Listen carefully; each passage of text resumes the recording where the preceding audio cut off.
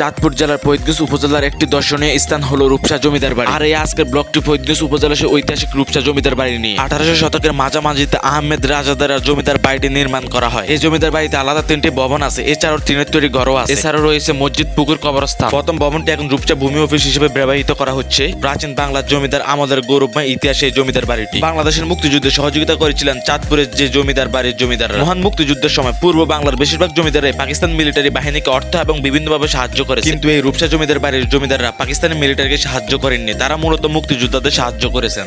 ফাঁকির চোখে চাঁদপুরের সেই ঐতিহ্য রূপসার জমিদার বাড়িটি। আর এই বাড়ির খোলা প্রকৃতিটা আপনাকে মুগ্ধ করে দেবে। আর এই জমিদার বাড়িটি বর্তমানে রূপসার জনগণের আওতায় রয়েছে। নেই জমিদার, নেই জমিদারিত্ব, তবুও রয়েছে সেই ঐতিহ্যবাহী রূপসা ঐতিহাসিক জমিদার বাড়ি। হাজার হাজার মানুষ এই ঐতিহাসিক জমিদার বাড়িটি দেখে আসে, উপভোগ করে। ফাঁকির নজরে আকাশ থেকে এই জমিদার বাড়ির দিকে তাকিয়ে থেকে উপভোগ করার মতো আর কিছুই নেই।